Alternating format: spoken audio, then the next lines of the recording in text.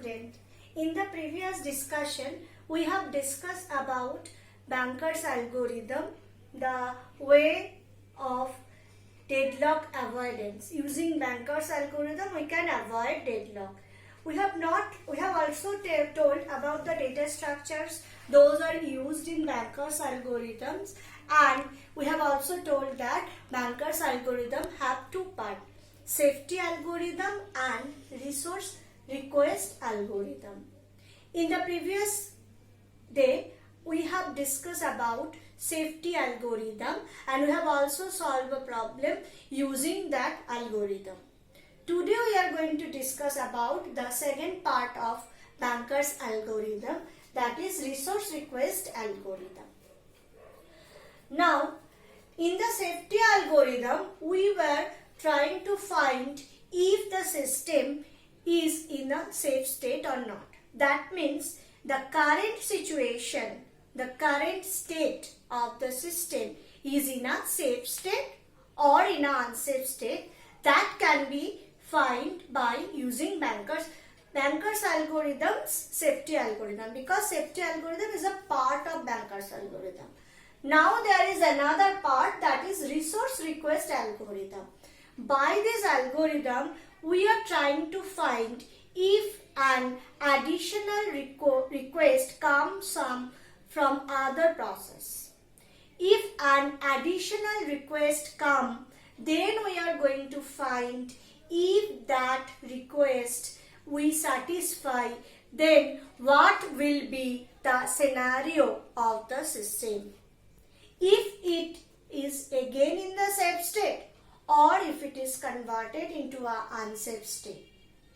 That is can be found by this resource request algorithm. For that purpose, we required another data structure additionally with the previous ones, that is the request ij. The I is obviously for the process and j is for the resource. If resource request ij is equals to k, it means that the particular process pi request for the resource type j in k number. Okay. So now we are starting with the algorithm. If request I is less than equals to need I. Whenever we are testing for resource request algorithm, it is obvious that we have already tested for safety algorithm and we have already calculated what was the need of a particular process. Need I means the need of process Pi. So we are checking that if request I is less than equals to need I, that means what the additional request we have placed, it is less than the current need or not. If it is less than need I, then we are going to step 2. Otherwise, we are raising an error condition, because need I is actually specifying what can be the need of that particular process. Max is actually specifying the maximum requirement, and from that max some resources are already allocated, and by subtracting that allocated resources from the max we have calculated this need. So obviously it is going to depict the maximum limit now. That means whatever request placed by this process I, it cannot exceed need of that particular process. If it exceed need, that means it come into this otherwise portion, then actually it is exceeding its limit also, its requirement limit also. So for this reason an error condition is raised. Now coming to the next step. If the first step is satisfied, that means request I is less than equals to need I, then only we can come in the step 2. Now what is step 2? It is telling that if request I is less than equals to available. That means it is now checking if the request placed by this particular process I can be satisfied or not. That means if it is less than equals to available resources now, then it can be satisfied. So then it is going to the step 3. Otherwise, it need to wait. Wait for the resource to be available. So we are checking if request I is less than equals to available. If request I is less than equals to available, that means we can satisfy that particular request of that particular process I, and then we can go to step 3. Otherwise, PI must wait for the resources to be available. Now suppose I am going to the step 3. That means the resources are available now. So what we are going to do? We are just pretending, or the system just pretend that all the resources are going to be given to that particular process. That means the request I is going to be served.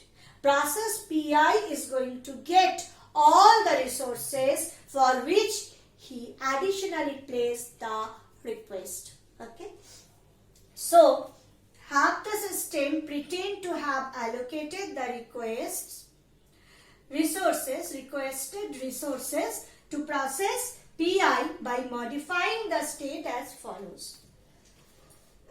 Whatever modification I have done or system have done, now if the request is served, that means that resources are going to give allocated to that particular process I, then obviously the available is going to be decreased. So available is now available minus request. Available is now available minus request. Okay, so this is the first modification we need to make. Now what we need to make? Allocation I is equals to allocation I plus request I. Obviously, we have allocated that process to that resources to that particular process. So obviously the allocation matrix for that particular process is going to change. How it can be changed? The request is going to added with that allocation of process I. So now this is my new allocation I value.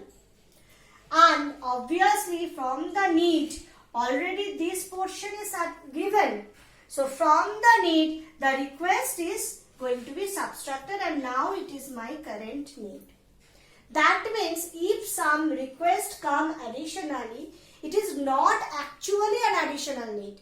It is actually the need from the current need already placed. But that resources are now only given to that process, and the system is pretending that if it is possible, it is given to that process, and the system just pretending that all requests have served. The requests have served, and now according to that some modification have been made.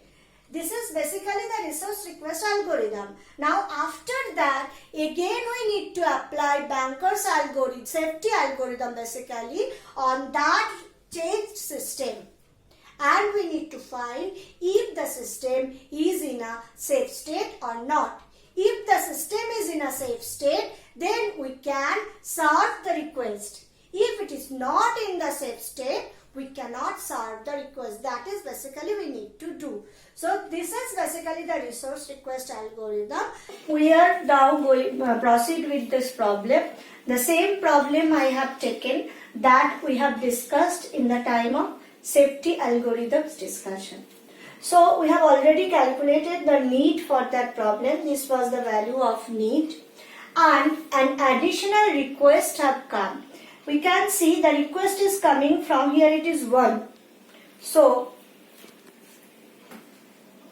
basically the question will be given like that: if and what happened if an additional request is coming from process P1 for resource type A in 1, that means 1 instance of resource type A and 2 instance of resource type C.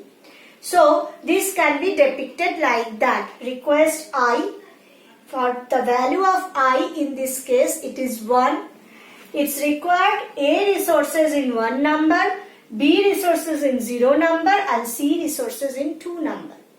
So now I need to change the system according to the resources. First of one, and we need to check firstly if this request is less than the need of process P1 or not. Now this is the need of process P1, which is 1, 2, 2. So this is basically less than, for A resource it is less than equals to, for B resource it is less than, and for C resource it is again less than equals to. So we can say it can satisfy the condition for step 1. That means request is less than equals to the need. Now coming to the step 2. The step 2 say if the request is less than equals to the available or not. Now for A resource available is 3, our request is 1, P1's request is 1. So obviously it is less than. For B resource available is 3, for B available request is 0. So obviously it is also less than.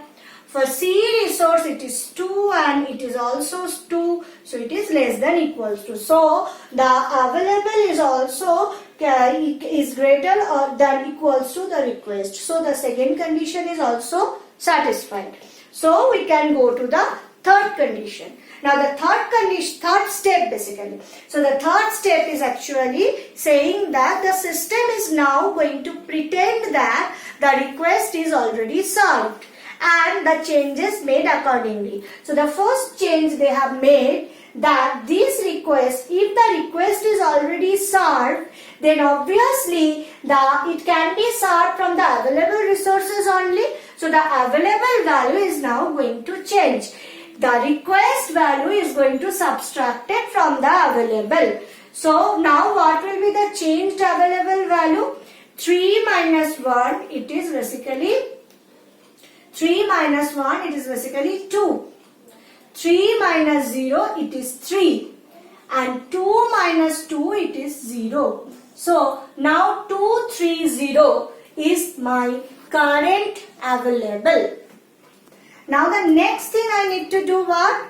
Obviously this request is served for P1. So these requested resource are allocated to P1. So the P1's allocation is also going to be changed. We are going to add this with this. Okay. So 2 plus 1, it is now what?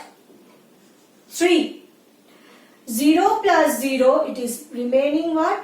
0. 0 plus 2, so it now become what? 2. So this is now the allocation value for P1. And another thing we need to do, we need to subtract this value from the need of P1 also, because this is not now the need, this is already allocated. So 1 minus 1, it's going to be what? 0. 2 minus 0, so it is remaining 2. 2 minus 2, so it become again what? 0. So I am just changing it. So it become what? 0, 2, 0. So this is now the current need. So now this become the current system state now. Now we need to apply Banker's algorithm on this system. Now just following the same way I am applying. I am first testing for P0. So P0's need is 743. And the available is 230. So obviously we cannot satisfy P0's need. Now I am coming for P1. It is 0, 2, 0. So I am just comparing. 2 is available, 0 is the requirement. 3 is available, 2 is the requirement. 0 is available and 0 is the requirement. So I can solve. So P1 can be completed. Okay. And if P1 completed, so what are the thing we are going to do? I am going to add this allocation with the available. Okay. So I am going to add this allocation with the available. So 3 plus 2, it is 5. 3 plus 0 it is 3 and 2 plus 0 it is 2. So now it is my current available matrix and P1 is completed. So I need to make again the subsequence. So P1 come first again. Now for P2. 600 is the requirement and 532 is the available. So I cannot solve it. Now coming to P3, 011. Obviously 5 is bigger than 0, 3 is bigger than 1 and 2 is also bigger than 1. So I can solve the P3's request. So P3 is completed. If P3 is completed, P3 come in this subsequence and the allocation value of P3 is going to add in with the available now. So 5 plus 2 is again becomes 7. 3 plus 1 it is 4 and 2 plus 1 it is 3. So now this is my current available. So this is done for P3. Now I am testing for P4. 431 and it is 743. So 7 is bigger than 4. Available is bigger than the requirement. 4 is the available and 3 is the need. So I can satisfy. And 3 is the available and 1 is the need. So I can also satisfy. So P4 is kind completed. So P4 is completed. So if P4 is completed, so what is the next thing I need to do? I need to add this allocation value with the available value. So 7 plus 0 it becomes 7. 4 plus 0 it is 4. 3 plus 2 it is 5. So this is basically 745. Okay, 745. Now I have done P1, P3 and P4. Now again I am coming to P0. So then A is the available. For A, 7 is the available and 7 is the requirement. So I can do it. For B, 4 is the available and 4 is the requirement. So I can do it. For C, 5 is the available and C is the requirement. So I can solve it. So P0 now can be done. And if P0 is done, then obviously this allocation 010 is going to add it with the available. So 010 is added. 7 plus 0 again it becomes 7. 4 plus 1 it is 5 and 5 plus 0 it is again 5. So this is my current available value now. Now come to that last and obviously it is come in the subsequence P0. Now coming to the last undone process, that is P2.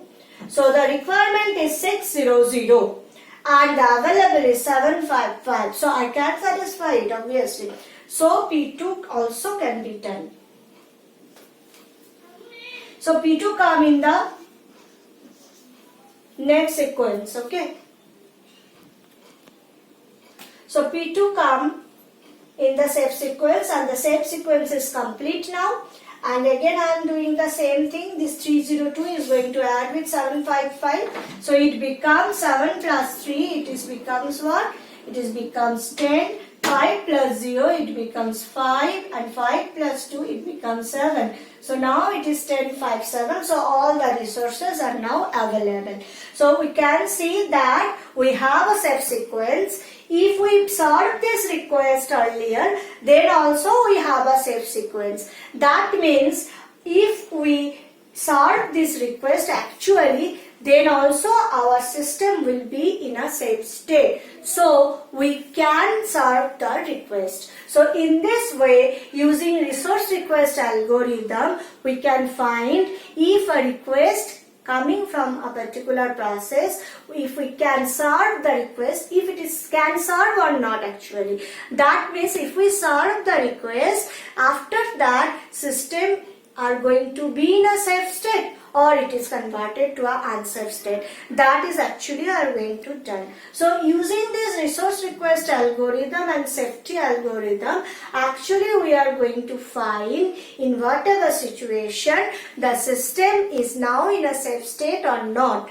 Actually we are going to find that, and if we find the system is in a safe state, then we can continue our execution, and if we find the system is in unsafe state, obviously we need to take some measure because we need to avoid the deadlock. So for avoiding something, we need to know it from earlier. So Banker's algorithm, with the help of safety and resource request algorithm, basically give us the power for finding in future our system is going to have a deadlock or not. And in this way, by finding that, we can actually find that if in our system is now in a safe state, or we also can find that if we perform some action, after performing that action, our system will be in a safe state or not, and accordingly that we can execute. So this is basically the Banker's algorithm I have discussed with the example. Hopefully you have understood that. Thank you, student.